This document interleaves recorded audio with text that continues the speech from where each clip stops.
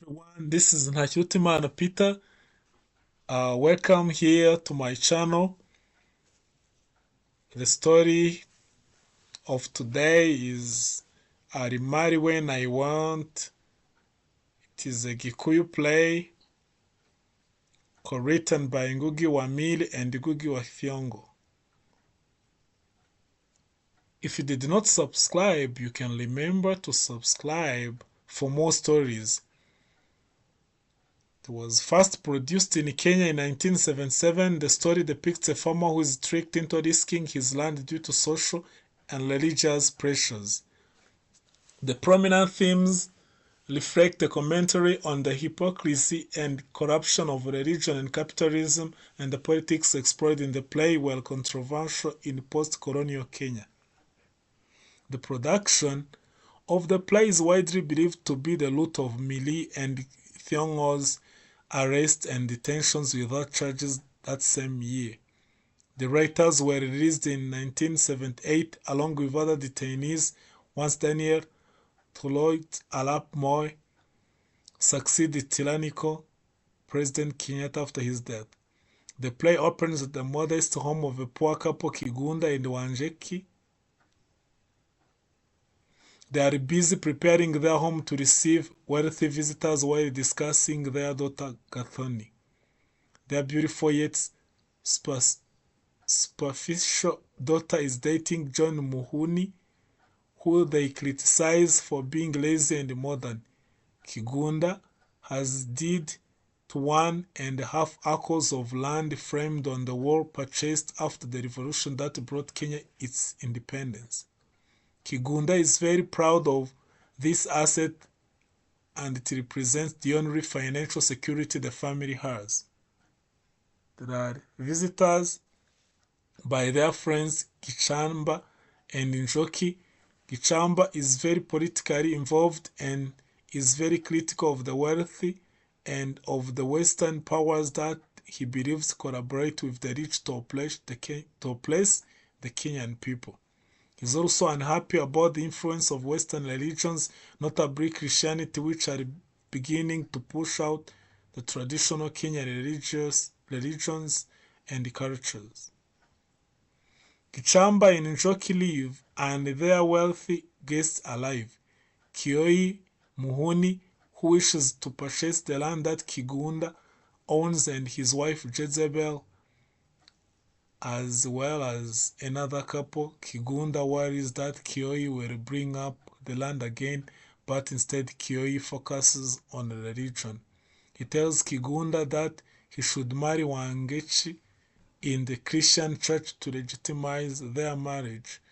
This upsets Kigunda and Wangechi, and Kigunda becomes passionate in his disagreement. After Kioi and the other leave, however, Kigunda and Wangechi discuss matters and decide that if they were to marry in the Christian church, Kioi would have no objection to his son, John, marrying their daughter.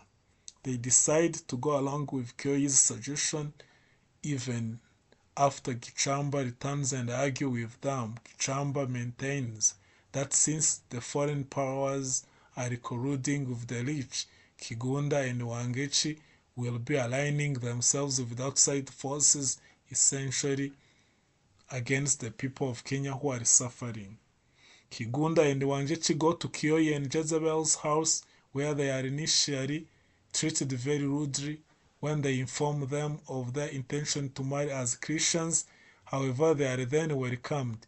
Kigunda tells Kioi that a wedding will be very expensive and asks for a small loan. Kioi refuses but suggests that he can make arrangements with the bank to give them a loan with their land as collateral. Kigunda agrees. Kigunda and Wangechi happily spend the money they have borrowed to prepare for their wedding and are excited, imagining the grandeur of the event. Gathoni arrives in tears, announcing that John has left her upon hearing that he has made her pregnant. Kigunda and Wangechi go to Kioi with this news, assuming he will want his son to marry their daughter, but Kioi is cold and insulting, calling Gathoni a whore and insisting that John has done nothing. Kigunda, enraged, produces his sword and threatens Kioi, who becomes very afraid. Jezebel enters holding a gun accompanied by a security guard, and Kigunda is shot. The final scene jumps a bit into the future. Kigunda has survived the shooting, but Kioi caused the wrong to be called in Ari, and the family has lost their land. Kioi purchased it cheaply and is planning to build a factory on it.